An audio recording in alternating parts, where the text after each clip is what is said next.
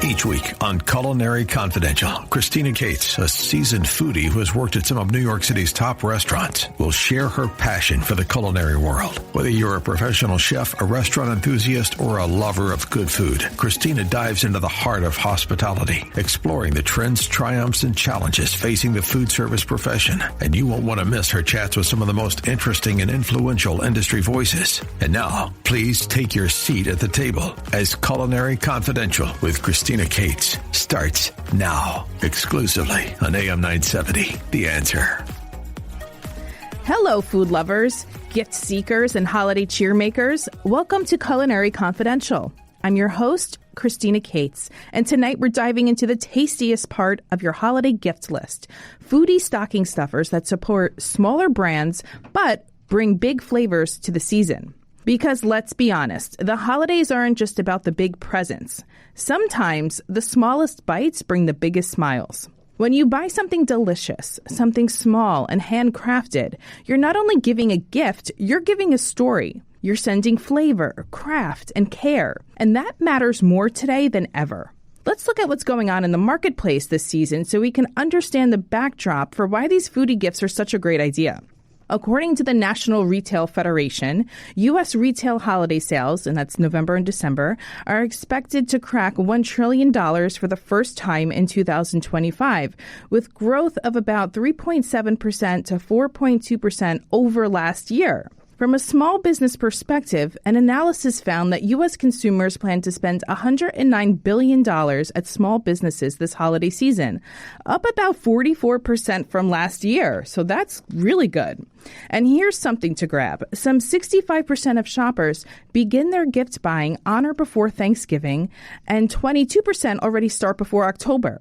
I'm definitely part of that 22%. Also, 80% of consumers say they will use social media as much or more than last year to find gifts. So what's the picture? Shoppers are ambitious, reaching a huge total spend, but they're also cautious, mindful of value, timing, and supporting meaningful brands. That makes it a perfect moment for artisan small batch foodie gifts that deliver flavor and story.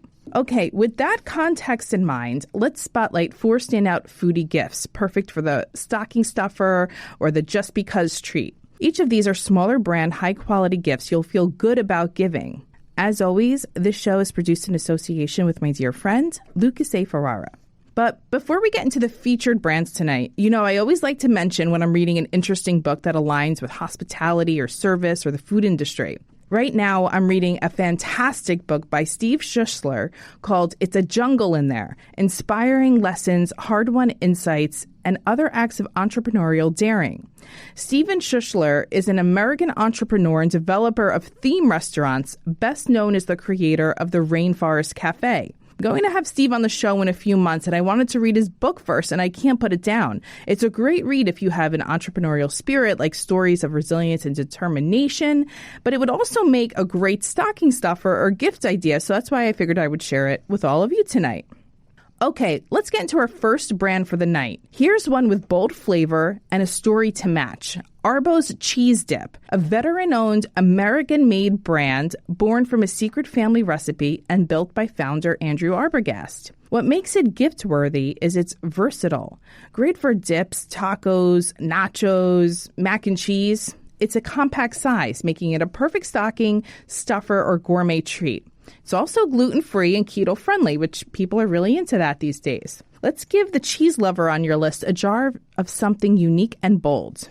Andrew, the commander in cheese, welcome to the show tonight. Hey, Christina. Thank you so much for having me on. Oh, my pleasure. What a great brand you have.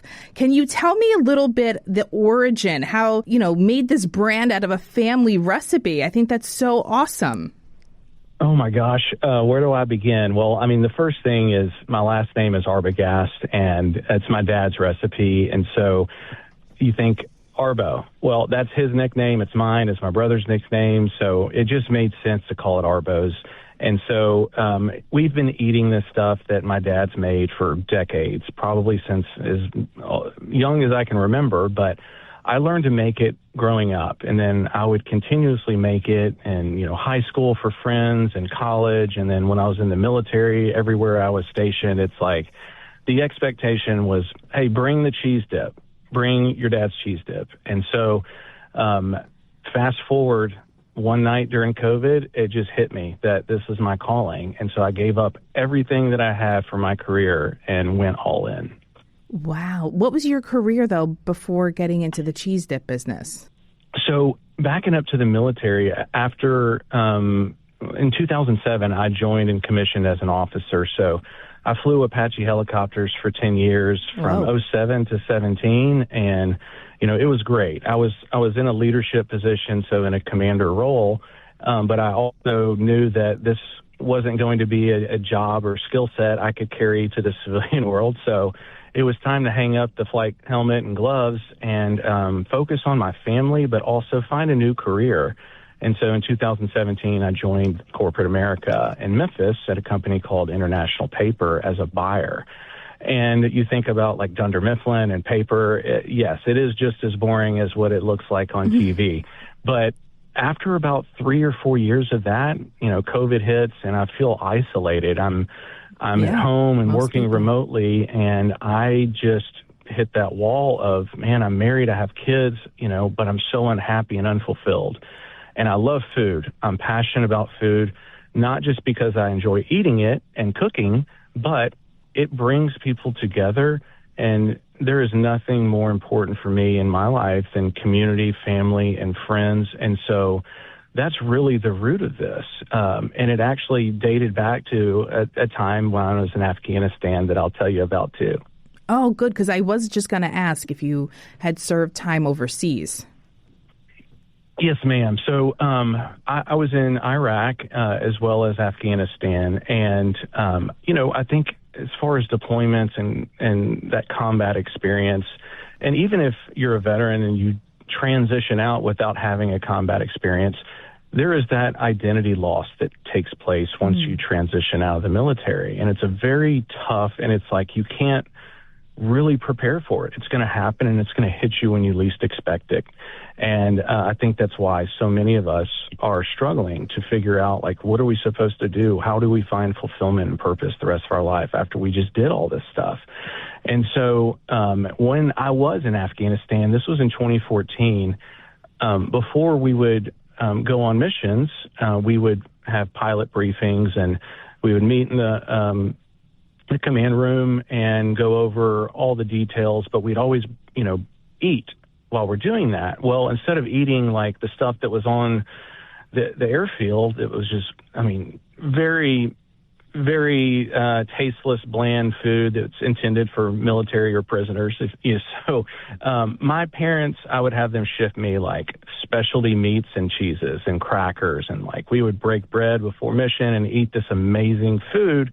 And I just saw like the joy and the morale boost that it brought to the pilots and crew chiefs. And, you know, that was like my thing. It was like, hey, Andrew's going to take care of dinner tonight, you know, and just seeing everyone's face light up, it brought them a piece of home. And so that's where I never would have imagined, you know, 7 years later that this was my calling. You know, it's, yes, we weren't eating cheese dip, but this is what it was. It's my dad's recipe. And this is a way that I can continue to give back to the community, bring a smile to people's faces. And then, you know, my whole business model is like grow and give back to veteran nonprofits and any nonprofits that I believe in and I can support. Oh my gosh, what a story. First of all, thank you for your service. I mean, that's such a huge commitment. You gave a lot of your life to our country. And I'm so happy for you that you found something, a passion to pour all of your energy into, you know, post-serving overseas. Now, I do want to talk about this amazing cheese dip recipe that started with your father, Charlie the Cheese Father Arbogast. Yeah.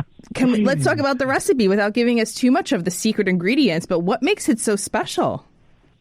Oh, gosh. You know, I can't sit here and say that, you know, this was I don't say it's my idea. People had always told him, like, this stuff is so good, you need to figure out how to get this in the grocery store. Well, that is a bold statement, but he was told that constantly, and he never really tried to figure it out. And so I just asked him for permission, and he was like, go for it.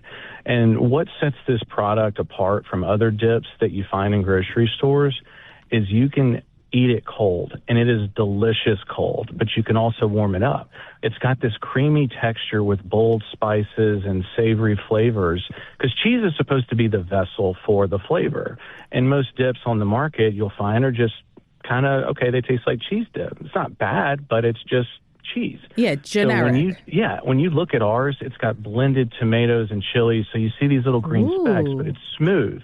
We blend them down, and then we add some pepper and garlic and a bunch of other things that just give it this, oh my gosh, what is that? That is the best cheese dip I've ever had. And so it's a yellow style queso or cheese dip. And so we have an original version. That's my dad's, right? And then we created a spicier version that has some cayenne, and it gives it this beautiful smoky finish and like this medium, just a lingering heat. It's not too bad at all. But then the white, that seems to be our biggest seller, the queso blanco, because I spent a year in the kitchen trying to perfect what I wanted, and that was like your Hispanic restaurant queso. You can't find that on the shelves until you try Arbo's. So that's what I did. I just spent numerous hours trial and error of making this white queso that tastes just like your local Mexican restaurant, and it's smooth, it's creamy, velvety, has a little bit of hint of jalapeno flavor, but it's not spicy, it's mild. It just goes on everything. Oh, my goodness. This sounds delicious. But what really draws me to this brand is that you're using clean ingredients. You're using real California milk, offering just like restaurant quality queso at home. So you don't have like a lot of fillers and things in the recipe. No. And, from where it began, I would be embarrassed to say that, I used what we used because that's all we knew from a home recipe, but you can't scale that way. Yeah. And so I learned that it's actually more beneficial for me to use real ingredients, real cheese, because the yield was greater than what I was using. And so over time, it's like my recipe kept getting better and better and better to the point where it's like I could claim we're using real ingredients, clean ingredients, all natural preservatives. There's no stuff in here it shouldn't be consumable for us. And so, we've partnered with Real California Milk out in California, and then we also make it in Wisconsin using the Proudly Wisconsin cheese. And so it's like those two, California Milk and Proudly Wisconsin, it's like, you're getting high quality, clean ingredients. And it's funny because it's like, I never would have known any of this, but somehow they found me and we partnered, and it allowed me to not only use the clean ingredients, but further expand my manufacturing so we can manufacture in Tennessee and Wisconsin and California and basically be able to ship anywhere in the U.S. But you won the competitions, the Real California Milk Accelerator competition and the Walmart Golden Ticket. That's pretty cool. Those are significant milestones for your brand. Yes. It's like, sometimes you feel like you're underprepared for something and it happens, and it is just the most exciting but also very fearing opportunity, because it's like, I won this pitch competition, a lot of momentum there. I win Walmart Open Call in 2023, which is for American brands. And, being veteran owned, it's like, okay, we're going into 400 Walmart stores. That's going to carry a long way. And at the same time, like, we also land Publix and Harris Teeter. And so all of this success happened overnight, and then I lost it all. What do you mean? It didn't sell. You can't just take a product that has no brand awareness or time on the shelf and expect it to go from Tennessee, where it has that local momentum and local boost, and just put it on a shelf in Maryland or Delaware and expect it to sell. Right. So no one knew what it was, and no one bought it. It's it's not your bottom shelf cheese dip. This is in the deli. It's for, quality, people to save time so they're not having to make a homemade queso. But if they don't know that and they've never tried it, what's to say they're going to try mine over the one that they're used to? So I went from, like a couple hundred stores in the Mid-South to 2,000 in 20 states. And within, a 90-day period, and then 6 months later, I lost probably 1,600 of those stores and was pretty much bankrupt. Oh, my gosh. What a journey this has been. Honestly, Yes. Where can I get it by New York? Like, if I'm in New York, where am I buying this? Because I know you can get it at Kroger's, Central Market, Walmart's we do have up here. Are they in Walmart's in the Northeast? No, right now. So once, I mentioned I lost those stores, I focused on local growth. And so I've slowly regained those to where we've branched out to about 6 or 7 states, mostly in the Southeast. But we are working on the Mid-Atlantic, the East Coast. We're talking to some retailers that would pretty much start closing in on New York. So that's close. But you can order it online on our website at arbosdip.com. So right now, that's the only way for New Yorkers to get it. But I'm coming to your market soon. Okay, that's great. Now, before we head to the commercial break, I do want to talk about the veteran-founded missions that you're a part of, that you support. Is there any that you want to highlight? Absolutely. And if I can highlight two that I'm so proud of, there's a million that I love and support. And I'll be attending the Army-Navy game in Baltimore coming up, supporting both the Travis Manion Foundation. Nice. Their mission is really just it's community based, right? It's leadership, creating veteran opportunities for leadership in your local communions through what Travis Manion did and what he died for back in 2007. And then the other one is Merging Vets and Players. And MVP was founded by Nate Boyer and Jay Glazer. And that mission is for transitioning veterans that lose the uniform and professional athletes that lose the jersey, searching for identity, and we all come together through physical fitness. And so they've established or created gyms all over the U.S. And that mission is so critical because I know what it was like to leave the military and feel the void and feel empty and desperate. And so, these two missions alone are right up my alley, and there's a million more. If I had more time to share, I would. Oh, you're pulling out my heartstrings tonight, Andrew, but thank you for coming on the show. Everyone needs to run and check out Arbo's cheese dip at arbosdip.com. Arbo's is proudly made with real dairy, clean ingredients, supporting American farmers and veteran causes. And the brand's motto is no chip left behind. I love that. That is great, Andrew. That's it. Thank you so much, Christina. I love being here and being able to have a voice for this. So thank you all so much. Yes, and thank you for all that you've done for our country. Thank you for coming on the show, and happy holidays. You too. Thank you. Okay, stay tuned. Up next, we're continuing the stocking stuffer gift guide, and I have HASSY Avocado Oil out of Mexico joining the show, and that's going to be great. Stay tuned. You're listening to Culinary Confidential with Christina Cates on AM 970, The Answer.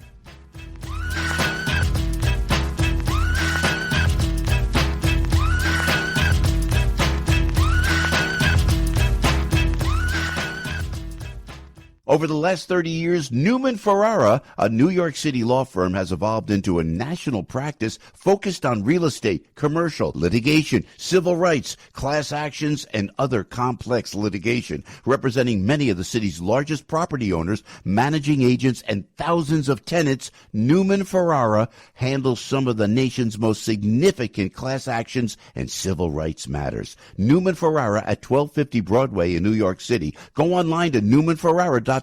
That's newmanferrara.com. Listen to the firm's name partner, Lucas Ferrara, every Saturday at 10 a.m. on Dottie Herman's longest-running real estate radio program, Eye on Real Estate on AM 970. A real estate lawyer for 35 years, Lucas is a professor at New York Law School and is also a published author with books on real estate and New York's landlord-tenant law. Tune in Saturdays at 10 a.m. to hear Lucas's unique perspective and advice on Eye on Real Estate. Welcome back to Culinary Confidential with Christina Cates on AM 970, The Answer. Welcome back to the show. I'm your host, Christina Cates, and tonight we're exploring the delicious world of foodie gifts, perfect for the holiday season. If you're looking for unique stocking stuffers and treats that go beyond the big box stores, you've come to the right place. I'm shining a spotlight on smaller business brands, artisanal producers, local favorites, and yes, all the tasty goodies that make great gifts for that foodie in your life. Up now is HASSY Avocado Oil, crafted by a third-generation Mexican avocado farming family, designed for both high-heat cooking and finishing touches. This makes a great gift because it's a premium cooking oil, elevating someone's kitchen kind of gift. There's that two-part storytelling that I just mentioned with this oil. One bottle for sautéing and frying, and the other is for drizzling. It also has a healthy fat profile, high smoke point, and stylish packaging, giving it that gift feel. And here's a good tip. Tuck this into a gourmet food lover stocking, pair it with an artisanal sourdough bread and a specialty vinegar, and call it a chef's toolkit gift. On the show tonight is Martha Sepulveda. She's a notable entrepreneur, recognized for her leadership in technology and innovation across Latin America. Today, through her latest venture, HASSY, a premium avocado oil brand born from her family's farming roots, Martha brings the same spirit of innovation and purpose to the world of food and sustainability. She's passionate about empowering women in business, and we love that on this show, and technology. She continues to champion creativity, resilience, and impact-driven entrepreneurship. Also joining the show is Benjamin Garcia Zamora, a third-generation avocado producer and now entrepreneur whose work bridges tradition and innovation.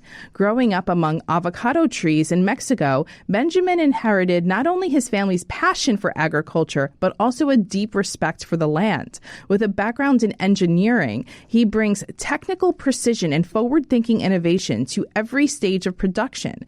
His leadership has been key in modernizing traditional farming practices while meeting the standards of a global market. As co-founder of HASSY, Benjamin combines generations of expertise with a modern vision, creating a brand that celebrates authenticity, sustainability, and the vibrant spirit of Mexican avocado culture.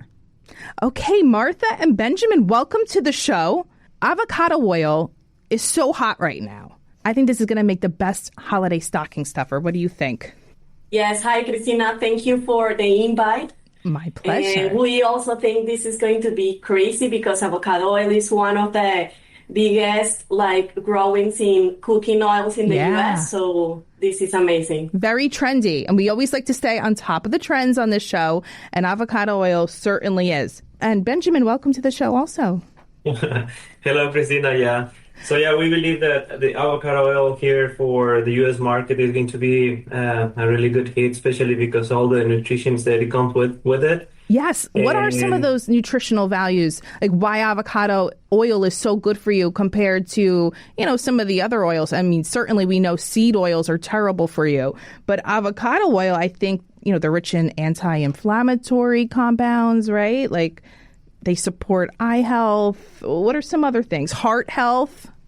Yeah, so the avocados on their own, they're already a very healthy fruit. And by the way, they are a fruit. A lot of people sometimes they don't believe that it is a fruit, but it is funny, we like to tell them like, hey, this is a fruit and we grow it with a lot of pride in Mexico. So what we try to do is we try to extract all those nutrients and we try to maintain them, and we feed them in this nice bottle that now you can have in your kitchen and use it when you're cooking your meals or dinners. And so I feel like my grandpa was always very proud about growing the best avocados. Now we are proud to bring these to your tables as well. That's great. And avocados are so good for your hair and your skin. Like everything good you want for your body, avocados have to offer. And I thank you for sending me that product because I have used it. I was very excited to get that package in the mail.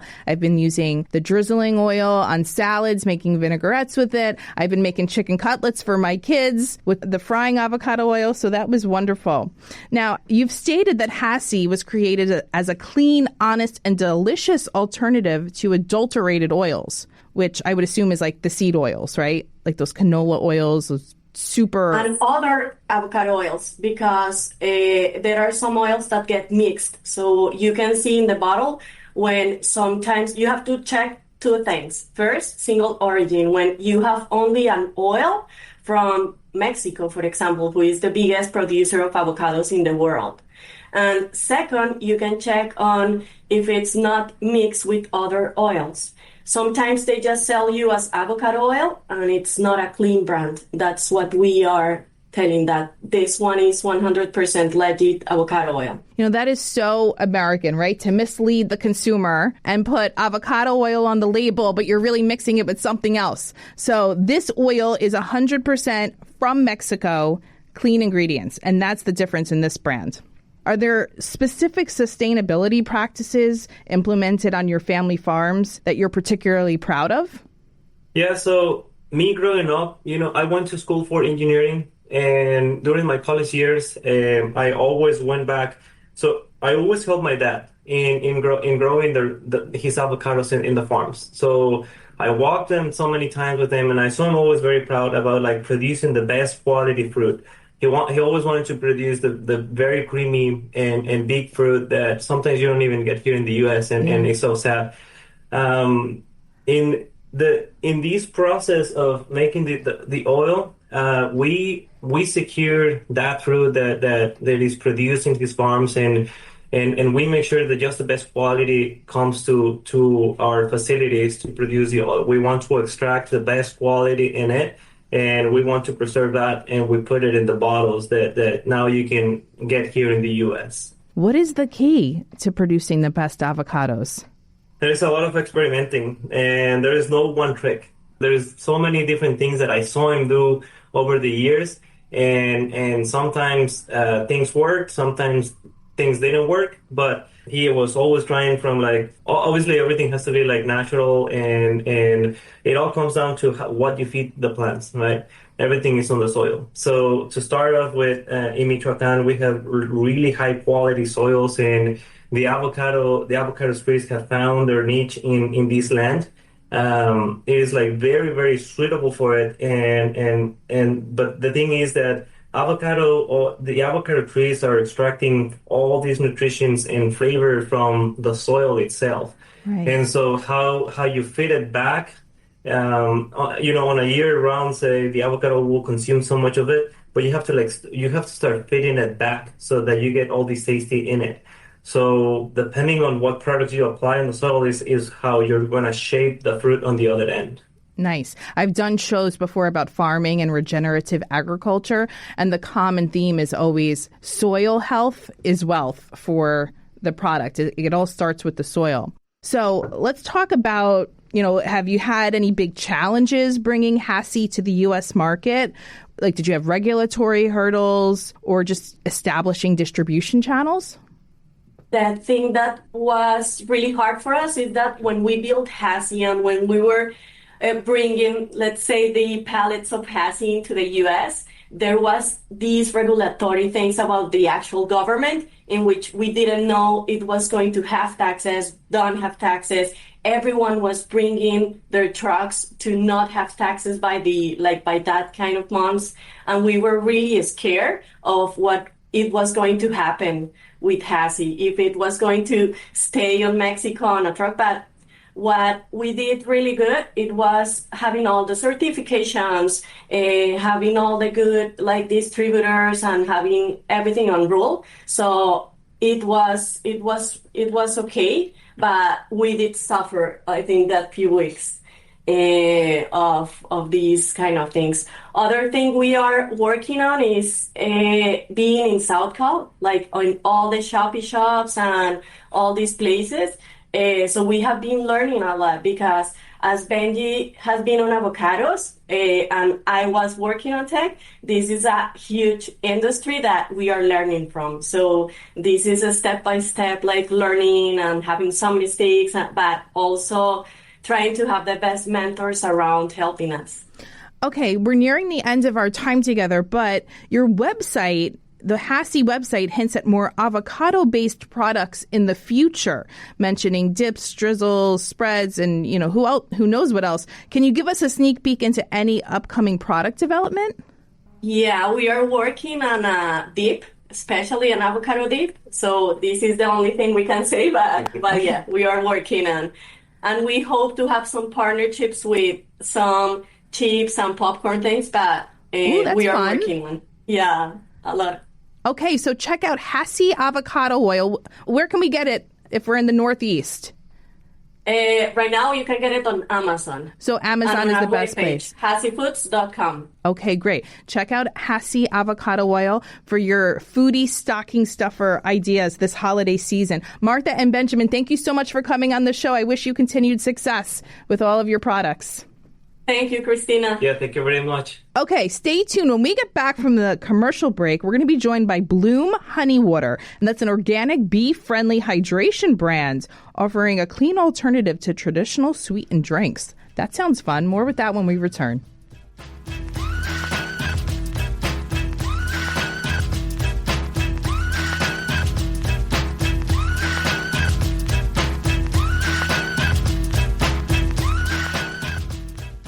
Over the last 30 years, Newman Ferrara, a New York City law firm, has evolved into a national practice focused on real estate, commercial, litigation, civil rights, class actions, and other complex litigation, representing many of the city's largest property owners, managing agents, and thousands of tenants. Newman Ferrara handles some of the nation's most significant class actions and civil rights matters. Newman Ferrara at 1250 Broadway in New York City. Go online to newmanferrara.com.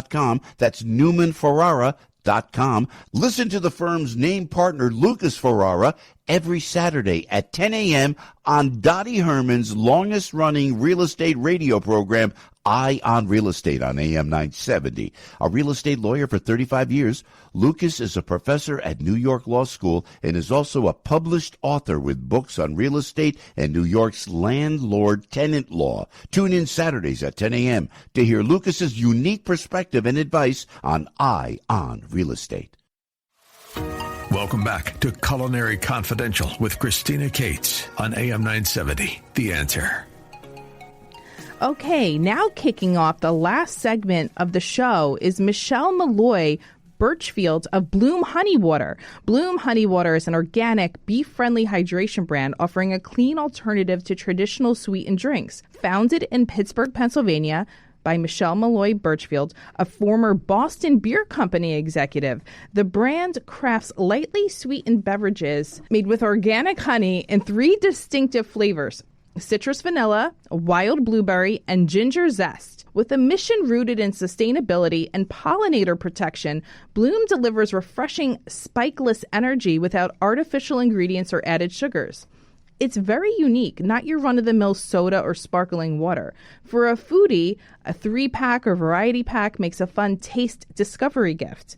Think of this for the friend who loves clean label, interesting beverages, or as a complement to a cheese platter or charcuterie board. And you can use it as a mixer in cocktails too. They have recipes on their website, like a tangerine bourbon sour, which looked amazing. Michele, welcome to the show. What a great idea for a brand. And I have to tell you, the packaging is absolutely beautiful. Well, thank you. We appreciate that. And the liquid inside matches the beauty of the outside as well. And thank you for having us. Oh, my pleasure. I think this is a really interesting topic to talk about. So just tell me quickly, what inspired you to start this hydration beverage?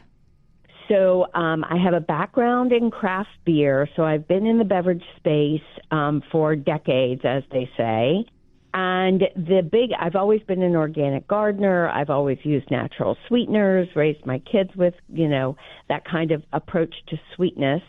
And then a coach at a school where one of my kids was using honey and water for hydration and energy. And he knew I was in the beverage industry, and he was like, oh, what do you think of, taking on Gatorade? And I was like, well, if you have a couple $100 million, right, you might have a shot, but let's think about this. So to make a long story short, he has a small economic interest in the company, and we sort of just took off from there and have been evolving and driving Blume since then. All right, so Blume Honey Water emphasizes a commitment to bee-friendly practices and pollinator education.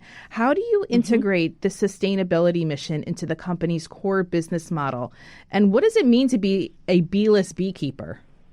Excellent question. So the Beeless Beekeeper platform is really our mission platform, and that's the education of, keeping bees. We should have immense respect for the beekeepers out there all over the world, because it's not only hard, it's time-consuming, it's expensive. And so we were, as we were thinking about this, we were like, okay, how can we be advocates of bees and the pollinators, but not promote, beekeeping all the time? So we have an education program that we, actually the first advisor we ever brought on board was a master beekeeper, and to learn about bees and pollinators and, not just the honey bees, but all the pollinators. And the bottom line is what we learned is two things. We educate on the choices we make in regards to what we plant, what we use in our yards, when we use certain things. And, most people can't make a full commitment to an organic yard or lifestyle. But if we choose neonicotinoid-free plants, annuals, perennials, trees, and bushes that become the forage for our local pollinators, we're helping them out. We're helping all of those pollinators out. So we educate on that through partnerships with local beekeeping associations in metro markets. And then starting next year, we will, urban beekeeping has become very, very popular. Yeah, and urban, even in New York. Yes. So, and in New York, you have many hives on rooftops and in gardens. And so one of the things that we promote with our urban forage gardens is what we'll do in the spring is planting more forage for the bees in these urban environments. Because believe it or not, urban hives tend to be more productive than rural hives, because urban hives in the cities, we don't use as many chemicals and pesticides and fertilizers just because we can't, because of the density. So those urban hives, we want to start building gardens that and promote with city planners on planting more forage that is native to those areas and also provides food for the bees. Let's talk about the honey itself that's going into Blume Honey Water. You tasted over 600 varieties of honey before selecting this multi-flower honey from Brazil. What specific flavor profile were you looking for, and what makes that particular honey so ideal for your waters? Great question in regards to, there's so honey is the original sweetener, right? Our first Olympians used honey and water for hydration and energy. So honey has been around forever, and it is cultural across the world. So in the United States, we have over 300 varieties of honey, and then you go beyond that and you just start adding them. And variety is like terroir de grapes, right? It's right. Where the bees are foraging.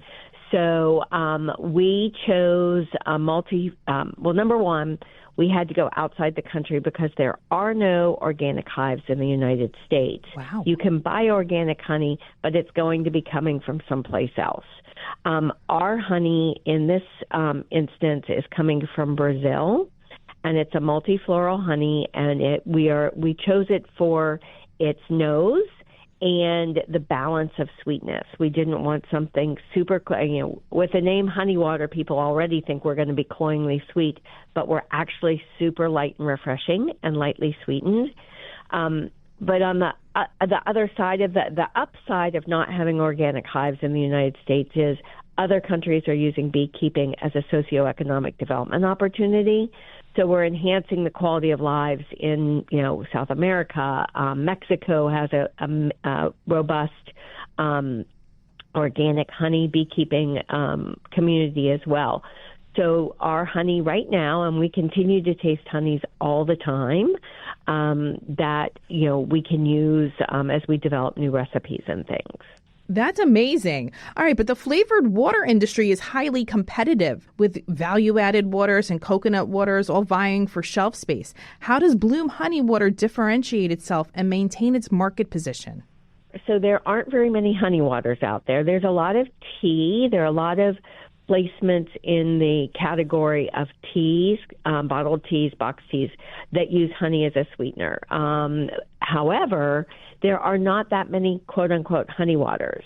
So our point of differentiation is really in the subtle playfulness of our recipes. So right now we have a portfolio of 3 waters. The first being, it's like a little wine tasting. I always say we taste in this order, so I describe in this order. The citrus vanilla we call the pretty one because it goes a little floral. It's vanilla, wild orange, grapefruit, and lemon, sweetened only with honey. Then we go to the wild blueberry, which is a blueberry-infused water. We add the honey and then rosemary, black peppercorn, and coriander. So you get the rosemary on the nose, you get the honey and the blueberry in the center of the palate, and then the black peppercorn on the finish. And coriander just plays well with blueberry, so it heightens that blueberry taste. And then you go to Ginger Zest, which is just a straight-up beautiful study in ginger. It's a ginger-infused water. We add the honeys and then fresh-pressed organic ginger juice. I found a ginger farmer. The only 2 things he grows are ginger and turmeric. He owns the entire vertical, presses the root for our juice weeks before we need it, then freezes it unpasteurized. So when we go to produce, the result is this earthy floral nose, a ginger and honey hit in the center, and that sneaky ginger heat on the finish. But just enough heat that you want to continue to take some more sips. Wow. So that's our current portfolio, and that is how we sort of differentiate ourselves. Our whole goal was to be subtly playful on the palate with unique combinations of fruits, herbs, and spices. Okay, so that's Blume Honey Water. Check out more at BlumeHoneyWater.com. A great stocking stuffer idea this holiday season. Michele, thank you so much for your time tonight. Thanks for having me, and here's to the holiday season that's coming upon us very quickly. Yes. Have a great night. Our final product of the night is Projo, a groundbreaking functional coffee brand that marries high-protein nutrition with premium organic coffee to energize busy, active lifestyles. Founded in Los Gatos, California by Charbel Mawad, the brand delivers clean, low-sugar, protein-infused coffee blends crafted with real milk, protein, certified grass-fed collagen, and organic coffee fruit extract. Its instant coffee packets also feature digestive enzymes for added support, while the new ready-to-drink line is lactose-free, containing only a lactase enzyme for easy digestion. Emerging from Charbel's background in fitness, nutrition, and entrepreneurship, Projo blends wellness sensibility and functional benefits with everyday ritual. From its local beginnings to becoming part of the functional beverage evolution, Projo appeals to fitness enthusiasts and health-minded coffee lovers alike. Charbel, welcome to the show. What a great brand you've put together for us tonight. Projo Coffee. Thank you for having me. Oh, my pleasure. Yep. All right, why did you start this brand? I've never heard of something like this before. Yeah, so actually Projo was created out of an act of love for my fiance. Aww. She is also now my business partner, but when we first started Projo, we were just friends working out at the gym back in 2019 is when the idea happened, and I'll tell you why right now, but we've been friends since 2016. But anyways, in 2019, we're working out at the gym, and, I find out Lisa, she's not drinking coffee. It makes her stomach upset, gives her jitters, feels anxious when she drinks it. So yeah, I get my that. background in fitness and nutrition is that I'm a professional men's bodybuilder, natural bodybuilder. So I used to compete, and I have almost 20 years of experience. So I wanted her to start enjoying coffee, and I found out after doing a lot of research, when you combine protein and caffeine, you don't get that cortisol spike, which is what causes jitters and anxiety. It's kind of a slow release over a long period of time of the caffeine, and you are not going to get any of that sugar crash or any of the typical feelings you get from drinking energy drinks or coffees or sugary lattes and all that. So I created this drink for her combining protein and coffee, and she was feeling great and didn't have any of the problems anymore. So that's exactly how we started. Oh, this is great because I got to tell you, I did a show a couple months ago with a doctor and she was talking about foods that enhance anxiety. And the number one thing she said was, do not start your day with just coffee. You can't just start with caffeine. You have to start it with protein. And you've solved that with this beverage, caffeine and protein together. Mm-hmm. Exactly. Yeah, it's a beautiful combination. They work very well together. How does the addition of protein and digestive enzymes affect the taste and quality of the organic Colombian coffee? And what was that R&D process like to perfect the flavor profile? Yeah, so essentially the first version of the product in 2019 was I was making it in a blender, and we were putting it in like glass jars and selling them like that to just like friends, family, peers, just delivering them in the local area at gyms and grocery stores. And that was like a lot of like R&D on my end, formulating with different proteins and finding proteins that don't contain lactose, which a lot of the whey proteins and whatnot do. Mm-hmm. So we wanted to make sure it was lactose free so it's easy to digest. And then when you add a digestive enzyme like lactase or other digestive enzymes that we've now included, it breaks down the nutrients a lot easier, more efficient for your body to digest. And it makes the product lactose-free, so it's easier for most people to consume. And that was another problem Lisa had, is she couldn't drink protein drinks because they had lactose in them.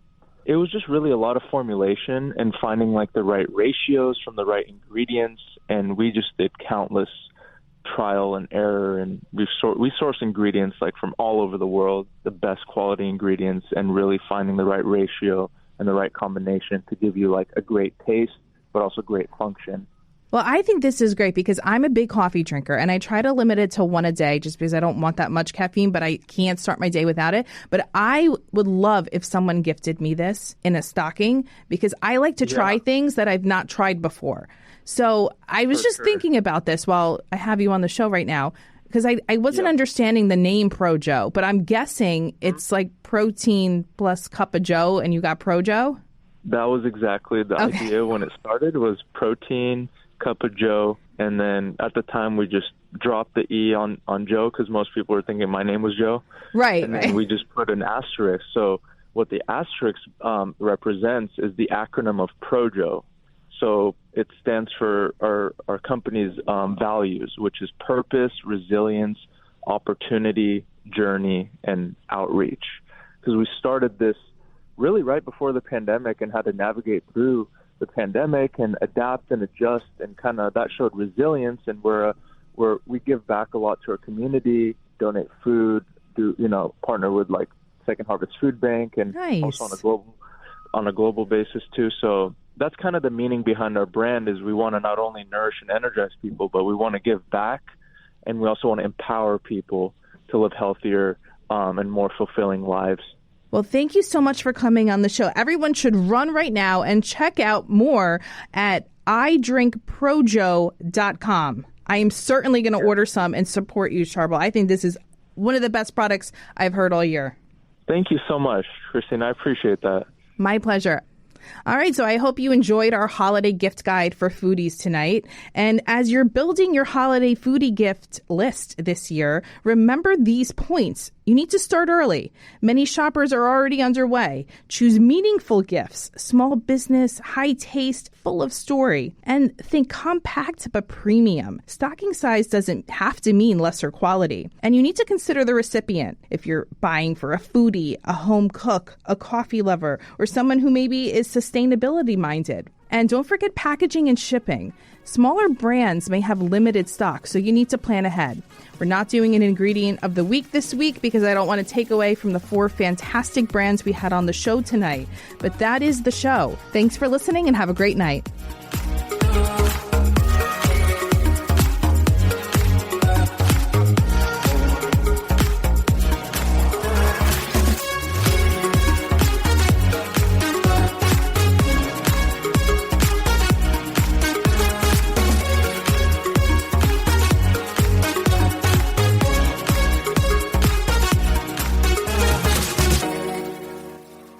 The preceding program is sponsored by Shake It Off Live, LLC.